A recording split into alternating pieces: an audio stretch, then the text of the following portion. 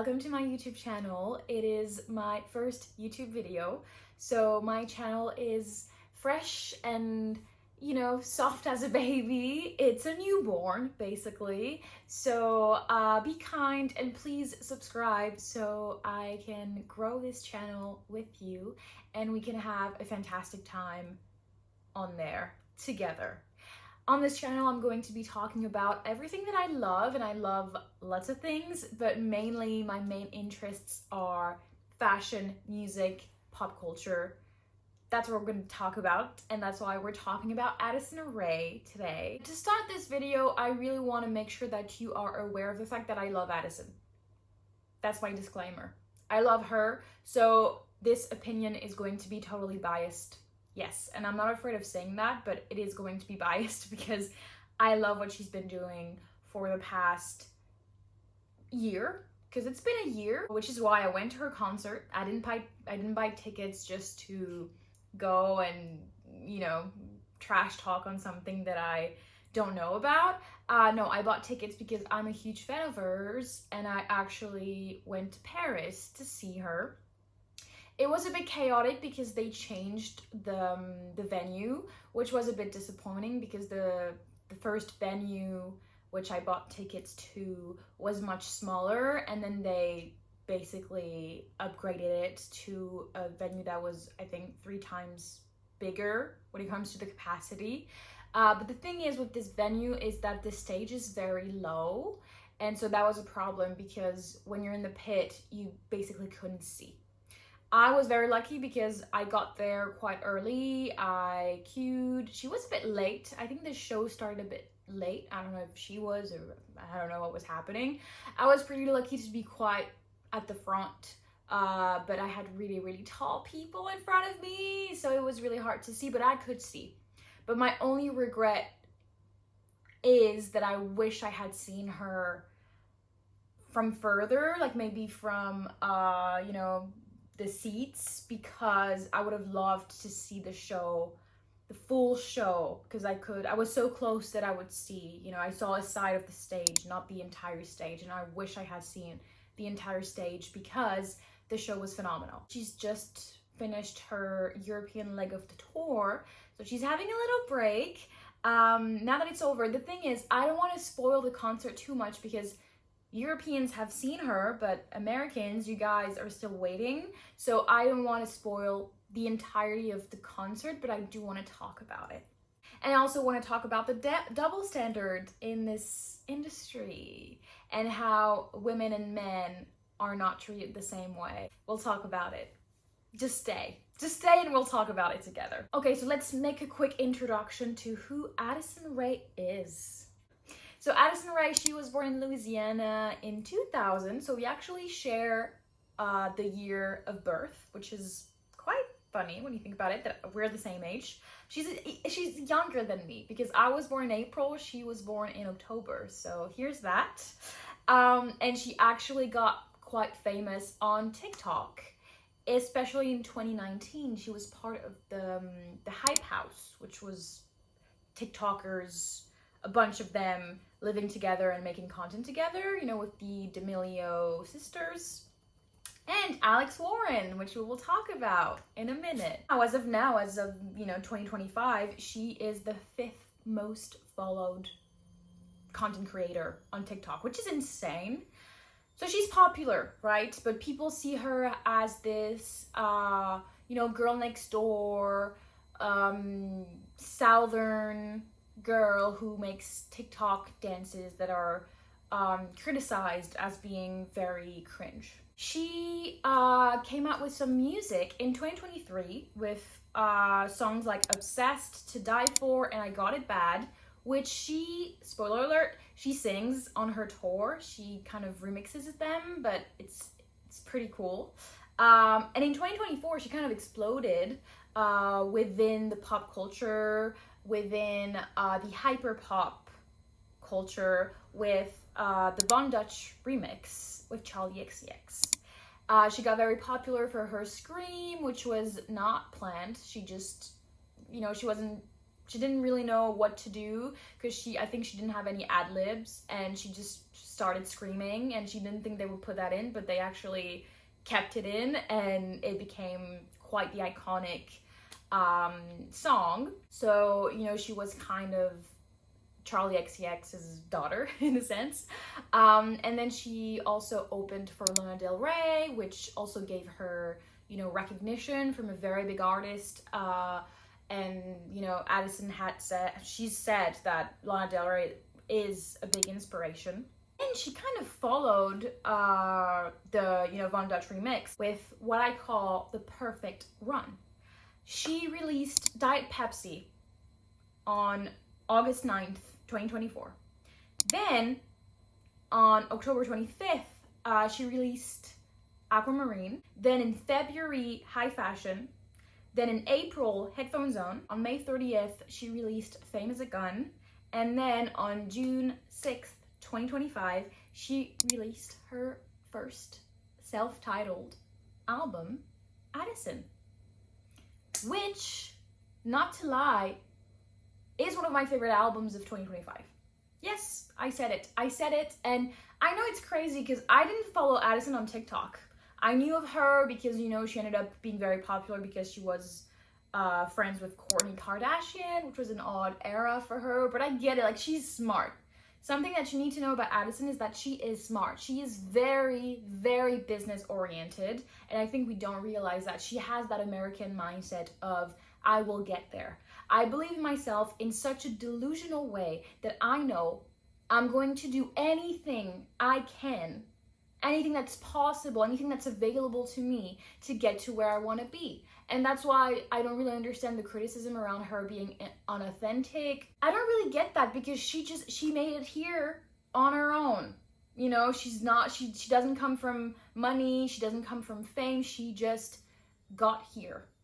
And she did everything. She was posting like 10 to 12 videos a day on TikTok just to get to where she ended up being, you know. And yeah, she had, you know, a strained friendship with Kourtney Kardashian, and she was seen on Keeping Up with the Kardashian, and she got quite popular, but people didn't really know her, and I don't think she really knew what to show of her yet, but she did everything she could, and now she's here, and I love that's what because she could have chosen a different path, you know. She could have chosen reality TV, she could have chosen, you know, more on the businessy side and make like products. I mean, she did launch a makeup line, I think it was.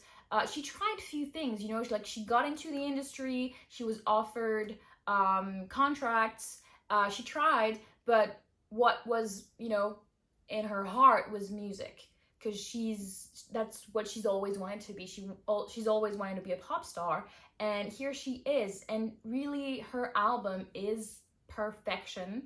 And if you don't know, her album was made with 2 other women, so it's 3 women working on the album only, which is fantastic, amazing, especially in the music industry, which is a very misogynistic industry. So I love that, yeah, she's just worked with these 2 women, Elvira and Luca, on this album, and it's crazy what they were able to do in such a short amount of time, because they've made the album in a year, which is insane to me. And she said in an interview that aside from maybe 3 to 4 songs, the songs on the album are the only ones they've made.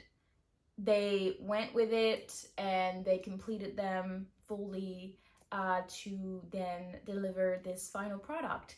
And to be honest, it's very rare that it happens to me, because I'm a music consumer, I listen to music, I try things out, and I listen to albums and I listen to projects. I love a good album, I love a project, I love to see what they're gonna do. I'm a huge fan of music videos, and we're gonna talk about that as well. And it's very rare for me to love an album through and through where there is no skip for me. Usually I fall in love with 3, 4, maybe 5 songs, and then, you know, I like them and then I listen to them on repeat, but it's very rare for me to go back to the album and listen to it fully after my first or, you know, couple of listens. There is no skip. I love every song, and that's insane, that's crazy to say, but I do. I love every song on this album, every one of them, and for different reasons, and they don't sound the same. They're all very different, but also it's all very cohesive. It matches, but also it brings you to different dimensions. I feel like in her music, it's all very different, but it's like a puzzle, and it goes together very well. And I love the sound of it. I love the references. I love the influence. I love everything. I love the synth. I love it so much. I think it's Elvira. Incredible work. The work is incredible. The lyrics are okay, but they're not, it's not incredible storytelling, but it does tell a story. We understand her feelings a little bit more. She talks about fame. She talks about her relationship to herself and believing in yourself, and how overwhelming the industry can be, but also to be an independent woman. I mean, it's all very cool. It's all very cool, and for a first project, it's admirable. It really is. And when it comes to her run, with her singles, she released music videos every time for every single single, and incredible work. Like, probably the best music videos we've had when it comes to pop in quite a long time, along with people like Sabrina Carpenter, who's also doing really great music videos with fantastic imagery, and it's pretty cool. But we haven't had that for quite a long time, and the quality, it's very, very high quality, and it's very nice to see, because I feel like pop stars lately, they've been kind of lazy, and Addison is not lazy. She's clocking in. She's here to make it, and she's here to do the work, and it's fantastic. When it comes to my favorite, do I have any favorites on this album? Because I do love all the songs, but I think, it's so hard. It's so hard because I love all of them, but I think Aquamarine is very experimental, and I love it so much. And I think her live performance made it even better, and I don't want to spoil it once again, but she kind of remixed the song, and I need that remix. I need it so badly. I really hope she's going to release it, because it's fantastic. It's amazing. So yeah, I would say Aquamarine and In the Rain, but also Headphones On, because I have an attachment to the music video because the color grading in that music video is insane. Like, it's ingrained in my mind, like the bright green with her neon pink hair and the purple jacket, the blue rain boots.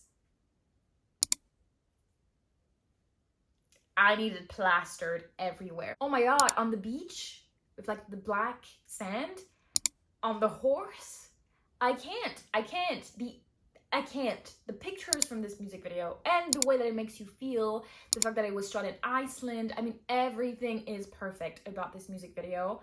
I just love it so much, and it goes to show the quality. It really, if you haven't seen a music video from Addison, I highly recommend you Headphones On. Watch it. And not only that one, because I love the music video for Times Like These. Love it. I love the music video for Aquamarine. Of course, it was shot in Paris. I love the choreography. It's amazing. It's incredible. It's very, cabaret and burlesque, and it's just incredible. And you can really see all of her inspiration, and I just love it. I just love it. I really do. I really do. And now let's talk about the concert, because I go to many concerts. Okay, I'm going to a concert in 2 days. I love concerts. I love live music. It's kind of what brings me life. That's where I feel most alive, when I listen to music live and when I listen to live music. And I just had a magical experience at this concert, because I just loved it, generally speaking. I thought the scenography was incredible. It's quite simple. On stage, there's a platform, which makes it really cool. There's a chandelier, and there's a gate. And at the beginning of the show, you kind of enter her world, like the gate opens, and you enter her world, and it's very camp. And I love camp, and it's honestly, I don't know, I just loved it because it felt small but big at the same time because of the quality of it. And it was just incredible to enter her world. She has that kind of Alice in Wonderland vibe at the beginning where she doesn't really know where she ended up. You know, she just got here, which relates once again to her rising to fame and to mainstream quite quickly. And it's all very camp. I want to talk about the costumes because I love the costume. I love fashion. So I was obsessed. I loved the neon, the tights, the bright colors, the officer hat. Everything looked fantastic. Very year 2K, very 2000s, very Britney. But I don't want to compare her too much to Britney because I know like she's highly inspired by her, mostly inspired by her. You know, she referenced her on multiple occasions alongside with Madonna as well. We know these women are her inspirations, but also I don't want to call her the new Britney because Britney is Britney. Nobody else will be Britney. But she has that it factor. She has a lot of charisma. She was made for the stage. She's a performer. She really is a performer. You know, she has a background in dancing. She dances really well. She's very flexible. She, you know, can do the splits. She can do lots of things that are quite impressive on stage. And she has that star factor that makes her a star. She's a star. She really is. And yeah, when it comes to the costumes, it's a lot of glitters and she's, you know, not very clothed, which I love. Like, yes, of course, like, get naked. And I hate also the discourse, you know, I've seen, because when she did a show at a club where she was wearing underwear and referencing Britney, I think, once again, and people criticized her saying, you know, why is she naked? Why are, you know, pop stars half naked on stage all the time? Why can't they wear clothes? It's like, give it a break. Give it a break. If she feels confident and if she feels comfortable, if she feels empowered wearing little clothing, let her be. Let her be, because we're not complaining about guys being half naked and showing muscles and thrusting and like, I've seen some of the things happening on stage with rappers, right? Like they're almost having sex on stage with fans or with dancers. So give it a rest. Like, she's wearing underwear. My God, she's at a club. Like, leave her alone. She's a star. And it really reminded me of this interview Britney Spears gave when she was super young, where people criticized her because she was, you know, turning little girls into like, I mean, she had like a very bad influence because she was wearing crop top, and she was saying how no one is complaining about NSYNC thrusting on stage, you know. So once again, a woman being criticized for womanly things. Yes, we love it. We love it. So yeah, costuming, loved it. Very camp. At the end, she wears like this gigantic tutu that is so big that it's almost laughable and almost ridiculous, but it's what makes it so cool. And it's just so over the top, so camp, and I just love it. So of course it was very nostalgic because of the sound, the year 2K sound, the choreography, but I love a little bit of nostalgia, but it also felt pretty fresh and new, especially in the rain. Some of her slower songs, I feel like she really you know, put them in a good light on the show. We didn't get bored. That's the thing. Like, the show was not boring. It was even very quickly fast-paced, which I liked because we didn't have time to really... I mean, it made you think also, like, at some point I was so mesmerized by the performances with the dancers that I couldn't even sing. I was just like blown away. Like, it looked phenomenal, and it really made you travel to a different world. It was very dynamic. The storytelling, like, she was telling a story. You could really see it, and the interactions with her dancers, and it was just so cool to see. If you're hesitating, just go and see for yourself, because it is an incredible show.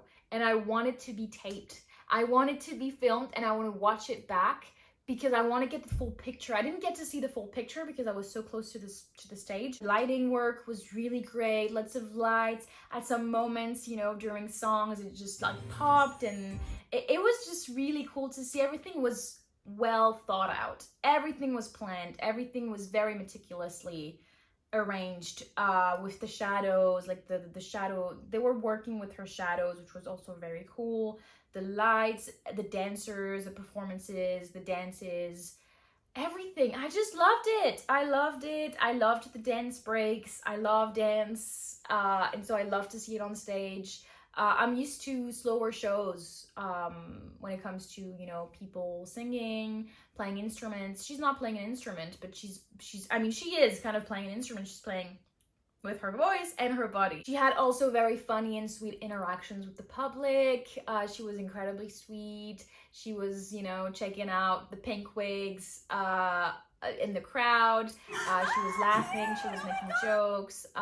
She was just very sweet and very funny and very charismatic. She also made a speech about people not believing in you and how you have to believe in yourself and how you are allowed to chase your dreams, and that, you know, her dreams are coming true. And even though people doubted her, people put her down, she got where she wanted to be, and now she's, yeah, just making her dreams come true, which is very inspirational, incredibly inspirational. Because that's what I'm saying about Addison, is that she works hard. She works really, really hard, and she's doing her best. And it's incredible to see how resilient she is, because she's been heavily criticized, heavily, and not taken seriously. And people love to laugh at her, and they love to mock her, and they want to keep her in that box. You know, they want to keep her in that drawer and never open it again, of the stupid, shallow TikTok dancer. And I hate that. I hate how women cannot be more, and how it takes so much more effort for them to be taken seriously in many industries. And it's so hard for them, so they try to get there in some ways, and that's what she did. Like, she kind of instrumentalized the patriarchy and misogyny, and did, like, you know, shallow little dances that people would watch to criticize, or because they were jealous of her looks, because she's a beautiful woman. And she got popular, maybe not for the right reasons, but that helped her get to a place where she could be eventually taken seriously by the music industry, and find the people she needed to make actual good music that felt true to her. And that's why I hate the whole unauthentic discourse, because we didn't know her. Like, she was showing only probably like 5% of her, and she was trying to make it in the industry. That's what she was doing. That was the whole plan. And so she did it. I hate how it just takes half the effort for men. It does, and it's true. And I hate to see, I mean, I loved to see at the VMAs very recently, 2025 VMAs, I love that, you know, a lot of women, mostly women, were performing, and they were doing the work. You see them, they're dancing, they're singing, they're doing everything from looks to, you know, dances, choreography, everything. And men, they just, you know, come on stage with their guitar and they sing, and it's like, oh wow, fantastic, incredible, outstanding performance. And it's like, it's tiring. It really is tiring, in my opinion. I think a lot of people also criticized her for lip syncing, which she was not. She had a backing track for sure, that was mostly present when she was dancing a lot, but she was singing, and she had a beautiful voice. Yes, she was a little bit out of breath from time to time, but you know, I don't know if you've seen what she was doing on stage, but she was literally doing like mountain climbers, I think it's called, with wearing heels, like stiletto heels. Insane. So yeah, she was a little bit out of breath, but it's her first tour. It's her first live performances, first shows, and she's doing an amazing job, in my opinion. And it's so cool to see it, and so empowering to see it.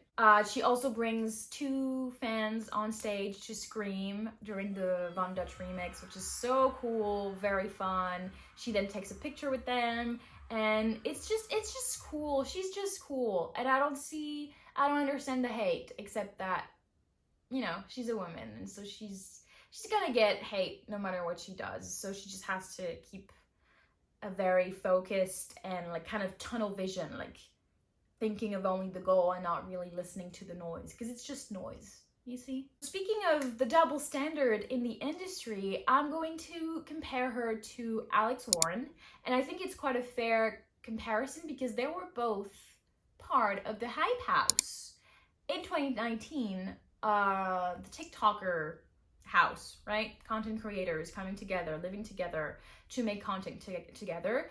Alex Warren was part of that. Did you know this? Did you know? You probably don't, because not many people talk about it. Because it's like people forget about it. Because people, they don't pin men to one thing. They do this to women, but they don't do this to men. Men can be many things. You're not going to get pinned for being on TikTok, right? So when it comes to Alex Warren, I don't hate him. I actually really like him. I think I can speak because I've seen both of them live. I saw Alex Warren a couple months ago at the Lollapalooza festival. So I saw his set and I listened to him live, and he has an incredible voice and his songs are very emotional and very beautiful. He was very funny. He was kind of playing along with the whole, you know, his words, not mine, but he said something like, I decided to make the fact that I'm an orphan my whole personality, things like that. The fact that my dad died and then my mom, she drank herself to death, something like that. Like, he was very intense, but he was basically being very sarcastic when it comes to his very sad situation. So he's a cool guy. I'm not saying anything, like I have nothing, you know, against him. But the thing is, like, he gets 10 times more recognition than Addison does while doing probably half of the work and effort. Hear me out. When it comes to women, you know, they have an aesthetic. They have direction, right? An artistic direction. They plan everything out, from the outfits to the looks to the makeup or the no makeup, which is something that Addison's been doing on her interviews and things like that. Everything, like the visuals paired with the music videos. And it's funny that we're talking about the VMAs because, you know, last year Addison was invited and she had this incredible, you know, swan-like, inspired by Madonna look, which was very much talked about. And this year, she's kind of been snubbed because she wasn't nominated for many awards. She was only nominated for one award, which was Music of the Summer with Headphones On. She got snubbed, basically. About the VMAs snub, Addison actually made a statement, which I'm going to read. She made that statement during an interview with Apple Music's Zane Lowe. And she said, "Not everybody was gonna accept it and enjoy it, but I think I will never let that change the way I view creating and making music videos or making songs and putting out different organizations of music and groups of creative decisions." And then she smiled and added, "It definitely is funny whenever you feel like you put in a lot of work into something and it doesn't get recognized by some place that you feel like you were contributing to." What the hell? You know, really, like, I feel for her. I really do, because what? You know, she's been putting some of the best music videos that we've seen in quite some time, and she doesn't get recognized by that place. But I'm happy that, you know, she's just being very poised and very smart about it. And it's true, she's putting a lot of effort, and we see the effort. And compared to Alex Warren, who was nominated for Best New Artist, and he won. He won the award, and I don't really understand it because it's the Video Music Awards, and I've checked his videos because I love music videos, so I checked, and I want to make a kind of comparison between the two, because I don't really like how Addison, you know, she's being treated like very criticized, you know, she's unauthentic, she tries too hard, she's so cringe, she's a TikToker, she can't sing, when you look at the work, the body of work, it's high quality videos, music videos, a very high quality album. It's very fresh, it's new, it's cool. It's a very good body of work. When you take a look at Alex Warren, he's topping the charts, for sure. But his music is nothing outstanding. It's nothing we haven't heard before. It's very emotional, it's very cinematic, I would say that. but we've heard it before. It's nothing new. It's nothing original, but it's cool. It's, you know, it's nice. And you see that he wins an award, and then you take a look at his videos, and you're like, okay, what about that? You know, what's happening? So I took a look at the numbers also, because I think it's good to look at the numbers to understand someone's success. He's got 54 million monthly listeners on Spotify, and his most watched music video on YouTube is Ordinary, which was released 6 months ago and got 136 million views. I watched the music video, and he's basically following a girl that he sees at a laundromat, and then he's chasing her through the woods, the beach, and then they end up, you know, kind of floating in the air together. Same outfit, same everything. It just doesn't change. And when you take a look at Addison's music videos, you're like, oh, okay, the work is there. You have multiple shots, it's, you know, different locations, you have choreography, you have looks, you have lots of things. Like, it's a lot more work. It definitely is. It's just, it's only fair to say that it's a lot more work. And I also watched another music video, which is Carry You Home, which he released a year ago and has 51 million views. And same thing, he sings at a wedding, and it's the same spot with the bride and the groom dancing. Same shot, the entirety of the video. It's not that it's bad. I'm not saying that it's bad. It's just that compared to what Addison has been providing us and feeding us when it comes to music videos, it's very surprising to see that Alex Warren can be nominated at the VMAs and win an award without his work being super interesting and valuable. You know, like, he brings things to the table. Yes, you know, Eternity, for example, his, like, latest single. I really like it. I think it's a beautiful song. But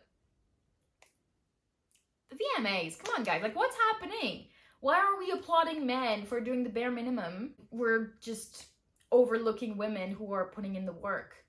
What's happening? I mean, it's always been happening, but, like, I'm mad. I'm really mad. I really am. He's also had multiple collabs, like with Joe Jonas, with Rosé, with Jelly Roll, whereas Addison, she released a collab-free album. It's her. It's only her. And yes, you know, with the Von Dutch remix, she, you know, got more popular thanks to how popular Brat and the Brat Summer was with Charli XCX, and she also got recognition from Lana Del Rey, absolutely, but she hasn't collabed with any artists on her personal songs. So I'm curious. I mean, she did one collab, I'm lying, she did one with Arca, but it was a remix, but once again, quite niche. Way more than Joe Jonas and Rosé are. So yeah, the double standard, you know, once again, it goes to show. It really goes to show, and it's kind of a mirror of our society, of our, you know, patriarchal society and misogynistic society. It's a good thing that we're such hard worker and that we love to provide, you know, quality work, because otherwise, you know, we would be bored. The music industry would be boring, nothing to see, truly. But yeah, I'm just waiting for her to collect her flowers because she deserves them. And I hope that she will, you know, get more recognition. And I'm just so excited to see what else she can bring to the table. And I'm just so excited because I love her music. I bought the CD. I have the CD. I'm a fan. What can I say? I'm a fan. And once again, I have nothing against Alex Warren. I actually really like him. He's very sweet. He's very honest. And he's, you know, being also overused by the industry. Like, he said in a TikTok very recently that he had, like, no breaks and that he needed a break for his mental health. It's a crazy industry. It really is.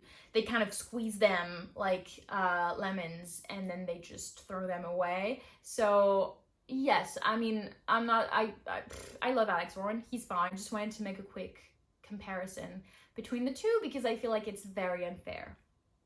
It really is. It really isn't fair. And I hate that women have to work 10 times harder and they have to put in 10 times more effort to get half the recognition that men get standing on a stage and doing the bare minimum. Having a beautiful voice, yes, but still. So that was my little video. Once again, I want to say that I loved her concert and I want to go back. I can't, but I want to see it again. That's how good it was. And I know people are quick to judge and quick to say, you know, like that she didn't sound really good, blah, blah, blah. She's not a vocalist. No, she's not. Guess what? Selena Gomez is not a vocalist as well. And I love her discography. You don't have to be a vocalist to be a pop star. You know, you to be a pop star, you have to be a performer, and Addison definitely is a performer. So yeah, I'll be watching. I think that's it for this video. Please let me know what you think about Addison Rae, about her debut album, about the industry, about the double standard. Please feel free to comment and say what's on your mind. And I am so excited to see you for a next video on my brand new YouTube channel. I'm so excited. I'm very excited. I'm very excited. So please like this video, subscribe, and I will see you very soon. Mwah.